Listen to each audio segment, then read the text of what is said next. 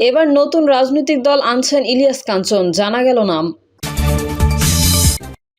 আওয়ামী লীগ নিষিদ্ধের দাবিতে ঢাকায় এনসিপির মশাল মিছিল। একটি দল নির্বাচন করে আওয়ামী লীগকে পুনর্বাসন করে যাচ্ছে। ভারতে মুসলিম নিধনের ষড়যন্ত্রের অংশ হিসেবে একের পর এক আইন বাস্তবায়ন করছে মোদী সরকার, বলছেন মামুনুল হক। জানাবো চট্টগ্রামে পুলিশের সঙ্গে অটোরিকশা চালকদের সংঘর্ষ, আহত 10। এবং সর্বশেষ জানাবো এক বাক্সে ভোট পাঠাতে সমমনা 5 ইসলামী দলের ঐকমত্য। এতক্ষণ শুনছিলেন সংবাদ শিরোনাম, এবার বিস্তারিত। তবে তার আগে অনুরোধ থাকবে আমাদের চ্যানেলটি সাবস্ক্রাইব করে বেল আইকনটি ক্লিক করুন। এবার নতুন রাজনৈতিক দল আনছেন ইলিয়াস কাঞ্চন, জানা গেল নাম। চিত্রনায়ক ইলিয়াস কাঞ্চন আনুষ্ঠানিকভাবে নতুন রাজনৈতিক দল গঠনের ঘোষণা দিতে যাচ্ছেন। আগামী 25 এপ্রিল সকাল 10টায় শাহবাগস্থ হোটেল ইন্টারকন্টিনেন্টালের রূপসী বাংলা গ্র্যান্ড বলরুমে সেই অনুষ্ঠানের আয়োজন করা হয়েছে। সেখানে তিনি তার রাজনৈতিক দলের নাম ঘোষণা করবেন। খোঁজ নিয়ে জানা যায়, দলটির নাম হতে যাচ্ছে জনতার পার্টি বাংলাদেশ। নিরাপদ সড়ক চাই আন্দোলনের ভাইস চেয়ারম্যান লিটন আরশাদ এই তথ্য নিশ্চিত করেন। দীর্ঘদিন ধরে দেশের সড়ক নিরাপত্তা নিয়ে জনমত গঠনে সক্রিয় ইলিয়াস কাঞ্চন নিরাপদ সড়ক চাই আন্দোলনের প্রতিষ্ঠাতা। 1993 সালে স্ত্রী জাহানারা কাঞ্চন সড়ক দুর্ঘটনায় নিহত হওয়ার পর থেকে তিনি এ বিষয়ে সামাজিক আন্দোলন গড়ে তুলেছেন। বিভিন্ন সময় তাকে নির্বাচন করার আহ্বান জানানো হলেও এবারই প্রথম সরাসরি রাজনীতিতে প্রবেশ করছেন তিনি। এর আগে 17 এপ্রিল বাংলাদেশ আমজনতা পার্টি নামে নতুন রাজনৈতিক দল গঠন করেন ডেস্টিনি গ্রুপের ব্যবস্থাপনা পরিচালক মোহাম্মদ রফিকুল আলীম। রাজধানীর বনানীর হোটেল শেরাটনে আনুষ্ঠানিকভাবে এই দলের নাম ঘোষণা করেন তিনি। আওয়ামী লীগ নিষিদ্ধের দাবিতে ঢাকায় এনসিপির মশাল মিছিল। একটি দল নির্বাচন করে আওয়ামী লীগকে পুনর্বাসন করে যাচ্ছে। আওয়ামী লীগকে নিষিদ্ধের দাবিতে মশাল মিছিল ও সমাবেশ করছে জাতীয় নাগরিক পার্টি। মিছিল পূর্ব সমাবেশে বক্তারা বলেন, আওয়ামী লীগকে রাজনীতিতে পুনর্বাসন করার চেষ্টা চলছে। একটি দল নির্বাচন করে আওয়ামী লীগকে পুনর্বাসন করে যাচ্ছে। বিএনপির যুগ্ম মহাসচিব রুহুল কবির রিজভী সরকারের বৈধতা নিয়ে মন্তব্যের বিষয়ে এনসিপির নেতারা বলেন, সরকারের বৈধতা জুলাইয়ের রক্ত। যেই আন্দোলনের মাধ্যমে আপনাদের শত শত মামলা প্রত্যাহার হয়েছে, আপনারা ব্যবসা বাণিজ্য করেছেন, রাজনীতি করার সুযোগ পাচ্ছেন, সেই আইন এই সরকারের বৈধতা। শুধু একটি নির্বাচনের জন্য মানুষ রক্ত দেয়নি। তাই আওয়ামী লীগের গণহত্যার বিচার ও রাষ্ট্রের মৌলিক সংস্কার যতদিন না হবে ততদিন জনগণ নির্বাচন মেনে নেবে না। এই সময় সরকারকে দ্রুত আওয়ামী লীগকে নিষিদ্ধ, শেখ হাসিনার বিচার করার দাবি জানান বক্তারা। ভারতে মুসলিম নিধনের ষড়যন্ত্রের অংশ হিসেবে একের পর এক আইন বাস্তবায়ন করছে মোদী সরকার, বলছেন মামুনুল হক। বাংলাদেশ খেলাফত মজলিসের আমির মাওলানা মামুনুল হক বলেছেন, ভারতে মুসলিম নিধনের ষড়যন্ত্রের অংশ হিসেবে একের পর এক আইন বাস্তবায়ন করছে মোদী সরকার। ভারতের সংসদে সদ্য পাশ হওয়া বিতর্কিত ওয়াকফ সংশোধনী বিল 2025 বাতিল এবং চলমান মুসলিম নিধন বন্ধের দাবিতে বাইতুল মোকাররম মসজিদের উত্তর গেটে বিক্ষোভ সমাবেশ করে খেলাফত মজলিস। পরে ভারতীয় হাইকমিশন অভিমুখে গণমিছিল ও স্মারকলিপি প্রদান কর্মসূচি পালন করা হয়। ভারতীয় মুসলিমদের উদ্দেশ্যে মামুনুল হক বলেন, বাংলাদেশের সীমান্তবর্তী অঞ্চলে যে কোনো কর্মসূচি গ্রহণ করুন, দুর্বার আন্দোলন গড়ে তুলুন। বাংলাদেশের মুসলিমরা আপনাদের কর্মসূচিতে অংশ নেবে।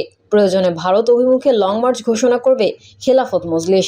মাওলানা মামুনুল হক বলেন, পৃথিবী জুড়ে ফিলিস্তিনি এবং ভারতের মুসলিমরা বিশেষভাবে আলোচিত। ফিলিস্তিনের মুসলিমদের ওপর বর্বর নির্যাতন চালাচ্ছে সেখানকার সরকার। আর ভারতে মোদী সরকার মুসলিম নিধনের ষড়যন্ত্রের অংশ হিসেবে একের পর এক আইন বাস্তবায়ন করছে। অন্তর্বর্তী সরকারের প্রধান উপদেষ্টাকে উদ্দেশ্য করে মামুনুল হক বলেন, ভারত সরকার মুসলিম বিরোধী নীতি অব্যাহত রাখলে উপমহাদেশ জুড়ে আন্দোলন গড়ে তোলা হবে। সরকারের প্রতি আহ্বান জানাই, ভারতের বিরুদ্ধে অর্থনৈতিক এবং কূটনৈতিক সব পদক্ষেপ গ্রহণ করুন। অন্তর্বর্তী সরকারের নারী বিষয়ক সংস্কার কমিশনের সমালোচনা করে মামুনুল হক বলেন, নারী বিষয়ক সংস্কার কমিশনে যারা আছেন তাদের পরিচয় নিয়ে আমরা সন্দিহান। সরকার ইসলামের বিপক্ষে অবস্থান নিলে একদিনের জন্য তারা ক্ষমতায় টিকতে পারবে না। অবিলম্বে এই কমিশন বাতিল করে গণমানুষের পক্ষে অবস্থান নিন। চট্টগ্রামে পুলিশের সঙ্গে অটোরিকশা চালকদের সংঘর্ষ, আহত 10। চট্টগ্রাম নগরের চান্দগাঁও থানার বাহির সিগন্যাল এলাকায় অটোরিকশা চালকদের সঙ্গে পুলিশের সংঘর্ষের ঘটনা ঘটেছে। এ ঘটনায় পুলিশ সহ অন্তত 10 জন আহতের খবর পাওয়া গেছে। সংঘর্ষ চলাকালে বদ্দারহাট আরাকান সড়ক, কাপ্তাই রাস্তার মাথা সহ বিভিন্ন এলাকায় যান চলাচল স্থবির হয়ে পড়ে। সৃষ্টি হয় ব্যাপক যানজট। এক পর্যায়ে পুলিশের তৎপরতার মুখে পিছু হটে রিকশা চালকরা। তাৎক্ষণিকভাবে সংঘর্ষের সুনির্দিষ্ট কারণ জানা না গেলেও ধারণা করা হচ্ছে নগর পুলিশের ট্রাফিক বিভাগের অটোরিকশা ব্যাটারি চালিত রিকশা বিরোধী সাঁড়াশি অভিযানের প্রতিক্রিয়ায় এই সংঘর্ষের সূত্রপাত হয়েছে। তবে এই ঘটনায় পুলিশের পক্ষ থেকে আনুষ্ঠানিক তথ্য এখনো পাওয়া যায়নি। স্থানীয় সূত্রে জানা গেছে, চট্টগ্রামে কয়েকদিন ধরে ব্যাটারি চালিত রিকশার বিরুদ্ধে সাঁড়াশি অভিযান চালাচ্ছে পুলিশ। চলতি মাসে অন্তত 3000 ব্যাটারি চালিত রিকশা জব্দ করা হয়। এতে মরিয়া হয়ে ওঠেন চালকরা। হঠাৎ বুধবার নগরের বাহির সিগন্যাল এলাকায় সড়ক অবরোধ করেন তারা। এ সময় পুলিশের সঙ্গে বাকবিতণ্ডার এক পর্যায়ে সংঘর্ষ শুরু হয়। এক পক্ষ অন্য পক্ষকে ইটপাটকেল নিক্ষেপের ঘটনা ঘটে। চলে ধাওয়া পাল্টা ধাওয়া। পরিস্থিতি নিয়ন্ত্রণে আনতে টিয়ারশেল নিক্ষেপ করে পুলিশ। এতে চালকরা পিছু হাঁটেন। তারা সড়ক ছেড়ে অলিগলিতে অবস্থান নেন। সেখান থেকে পুলিশকে লক্ষ্য করে ইটপাটকেল ছুড়ে মারেন। পুলিশও তাদের ধাওয়া দিলে তারা গলির ভেতরে ঢুকে যান রিকশা চালকরা। এ সময় ব্যস্ততম আরাকান সড়কে যান চলাচল বন্ধ হয়ে যায়। তৈরি হয় দীর্ঘ যানজট। বর্তমানে ঘটনাস্থলে পুলিশের পাশাপাশি যৌথ বাহিনী উপস্থিত রয়েছে।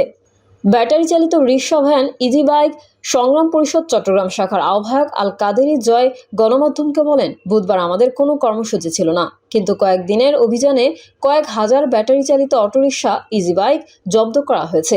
এটি তো শ্রমিকদের জীবিকা, তাই ক্ষুব্ধ শ্রমিকরা মরিয়া হয়ে রাস্তায় নেমেছেন। তাদের সঙ্গে সংঘর্ষ হয়েছে। এটার একটা সুরাহা হওয়া উচিত। আমরা সুষ্ঠু নীতিমালা চাই। এক বাক্সে ভোট পাঠাতে সমমনা 5 ইসলামী দলের ঐকমত্য। একটি বাক্সে ভোট পাঠাতে সমমনা 5 ইসলামী রাজনৈতিক দলের নেতারা একমত হয়েছেন। রাজনৈতিক দলগুলোর সঙ্গে সংস্কার, নির্বাচন ও চলমান পরিস্থিতি নিয়ে এই সংলাপ করে ইসলামী আন্দোলন। ইসলামী আন্দোলনের সঙ্গে আজকের সংলাপে বাংলাদেশ খেলাফতে মজলিস, জমিয়তে উলামা ইসলাম, নেজামে ইসলাম পার্টি ও খেলাফত মজলিস অংশ নেয়। বেলা 1:15টায় সংলাপ বৈঠক শেষ করে আনুষ্ঠানিক ব্রিফিং করেন ইসলামী আন্দোলন বাংলাদেশের আমির মুফতি সৈয়দ মোহাম্মদ রেজাউল করিম। তিনি বলেন, আমরা সমমনা 5টি ইসলামী রাজনৈতিক দল একত্র হয়ে কতগুলো মৌলিক বিষয়ে ঐকমত্যে পৌঁছাতে পেরেছি। সামনে জাতীয় নির্বাচন, আমরা যেন ইসলামী দলগুলো একটি বাক্সে ভোট পাঠাতে পারি, বিষয়টি নিয়ে কাজ অনেক দূরে এগিয়েছে। অনেকের আন্তরিকতা প্রকাশ পেয়েছে। আলোচনায় আমরা সন্তুষ্ট।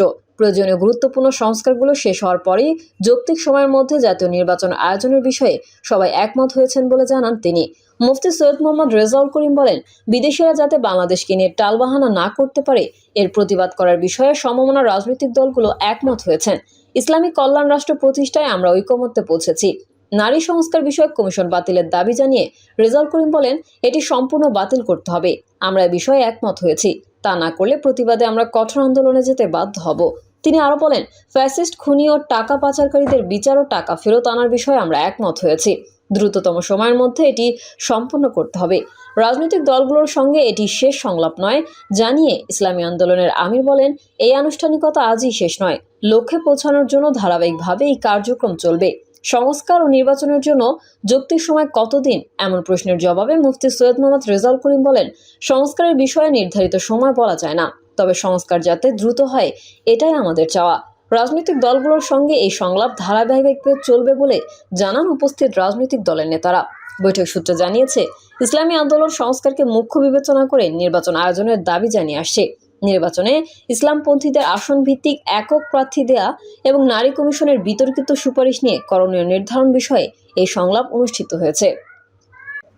প্রিয় দর্শক, এই ছিল এখনকার সর্বশেষ সংবাদ। আপডেট সহ সংবাদ পেতে চ্যানেলটি সাবস্ক্রাইব করে বেল আইকনটি ক্লিক করুন। কমেন্টে আপনার মতামত জানিয়ে আমাদের সাথেই থাকুন। ধন্যবাদ সবাইকে। আল্লাহ হাফেজ।